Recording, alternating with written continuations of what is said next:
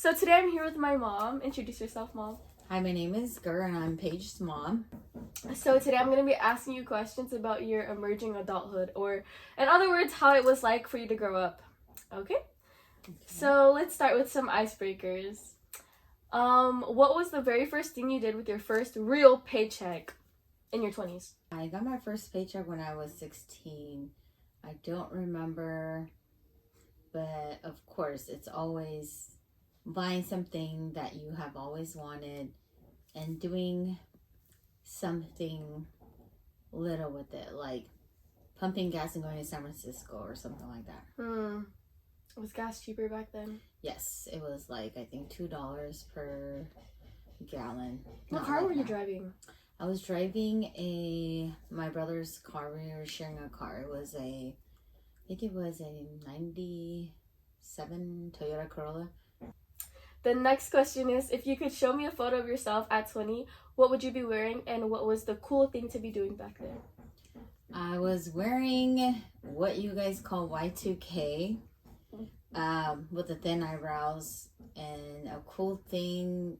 The only thing that was cool is just, hanging out all the time, like finding something to do every weekend, like going on a picnic. I would say picnic was the most popular thing during our time. Do you think it was more safe back then versus now? I wouldn't say as safe, but I would just say that trafficking wasn't as popular then in our time versus now. Okay. When you were my age, what did you think you were going to be doing for a career? Does that match what you do now? Nope, totally opposite. I've always been indecisive. I first went in thinking that I was going to go towards a criminal justice career, but that all changed, and now I'm in the education field, which is the total opposite. Do you remember the exact moment you finally felt like a real adult, or do you still feel like you're figuring it out? I think I've always felt like an adult since I was little, because I was first generation here in America, so the culture just within the home is different, how I raised you guys, and we were independent already when we were little. So I already started cooking when I was 7 and working at 16. So I don't think feeling like an adult, like I didn't feel that like later on in life. Like it was always something that was like independence was something that you have to have in the household. Do you think that I should have gained more independence when I was younger? Like cleaning and cooking and doing everything you were doing at that age? Absolutely. I don't know, it might sound contradicting, but it's like I did wish you have more independence, but at the same time, I feel like, for example, like when it comes to cooking, like I don't feel comfortable enough with you using a knife, but at the same time, when I compare that to my life when I was 7 years old cooking with my mom totally trusting me with the knife, I feel like, it's kind of like practice makes perfect. You were 7? Yes. And so I felt like I could have given you a little bit more of that, but I kind of taken that away from you. But yeah, I was 7, I'm talking about 7. That's crazy. Butchering a whole chicken into pieces. Like sliced throat and everything? Yes, like taking it freshly from the coop to Oh my gosh, dinner. were you not traumatized?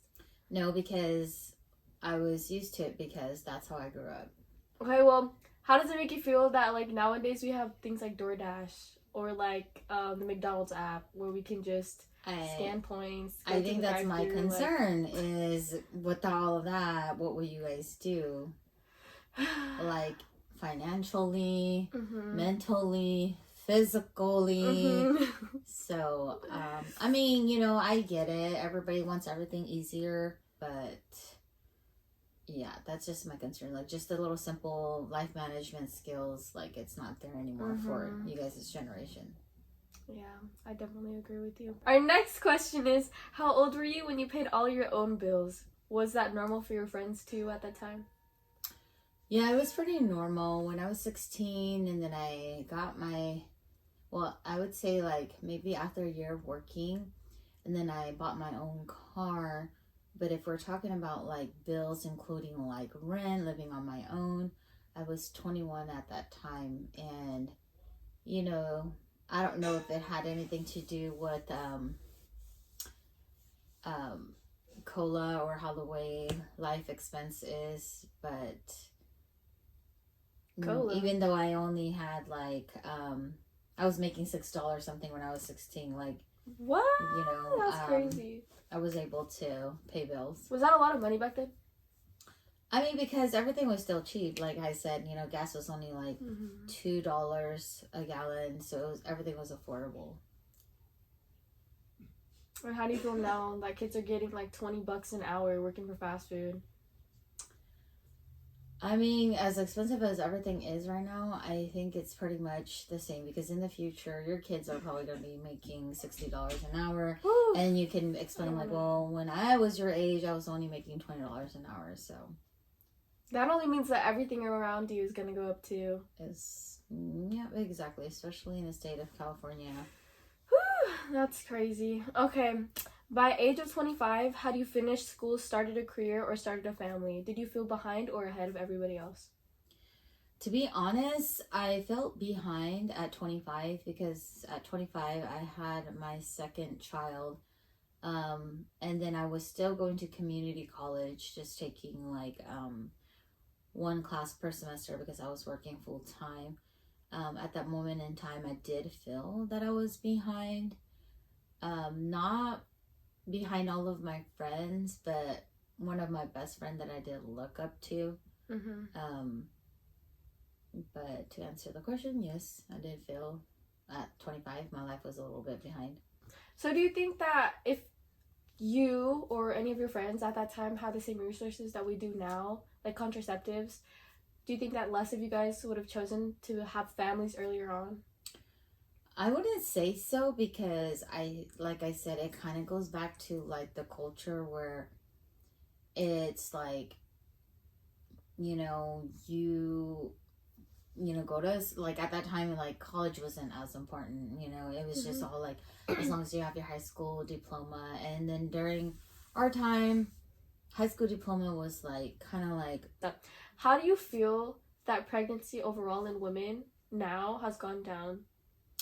I think it's a good thing. Not that it's bad, but I think it's just a good thing where, like, I feel like it gives women a lot of opportunity to experience life, like to go to school, to, like, I feel like a lot of women who has children, you know, early, responsibility kick in early, and I feel like a lot of their childhood, even though if it's in high school, I still feel like a lot of that childhood is taken away from them.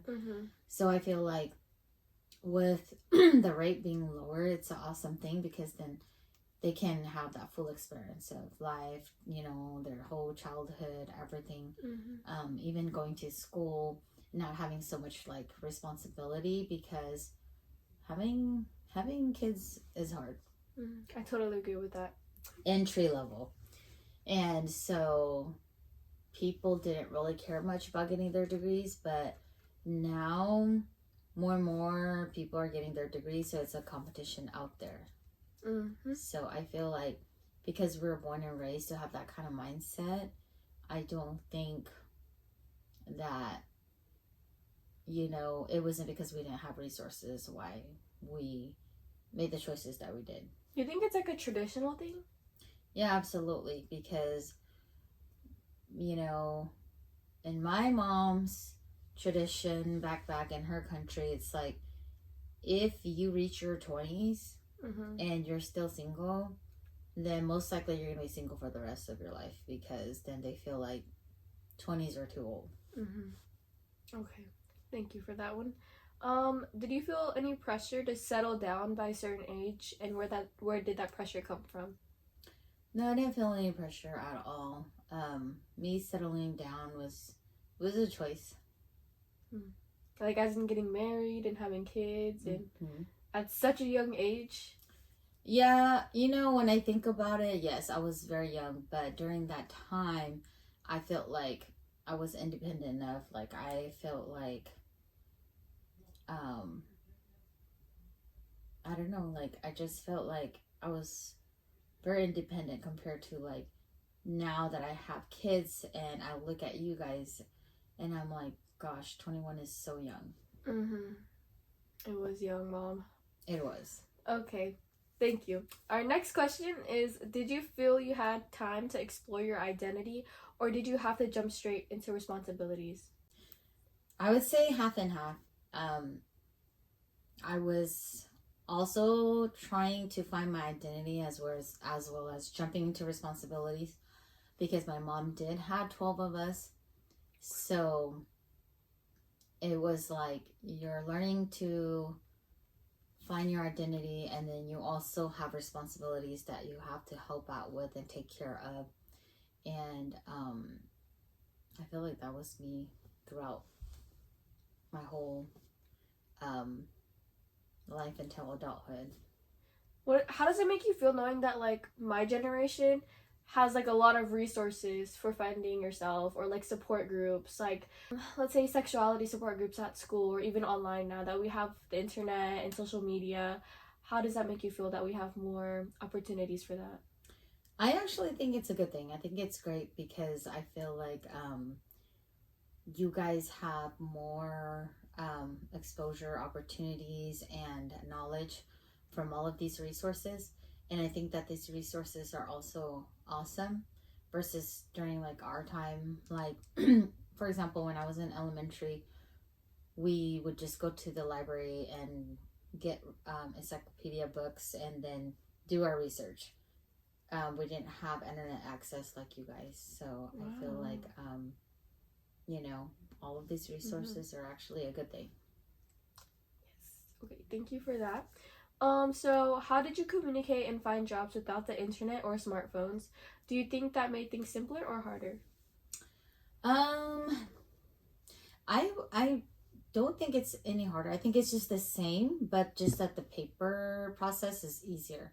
So we would do exactly the same thing you guys are doing now, but instead of applying online, you actually have to go in person, get a paper application, fill it out, and then turn it in, and then follow the same process. Versus now where you just go online and then you fill it out. So I just feel like the process is just a little bit easier with paperwork, but I think everything is still pretty much the same. Yeah, I agree with that. Okay. So our next question is, do you think it was easier to find a living wage job with just a high school diploma back then compared to now? Yep, absolutely. I think I mentioned earlier, um, high school diploma was looked at like a degree requirement today. So it was easier to find jobs versus now a lot of the job requires degrees. So I feel like, I don't know, I feel like it's harder for the older generation, but I feel like it's kind of normal for you guys' generation because that's pretty much the requirement.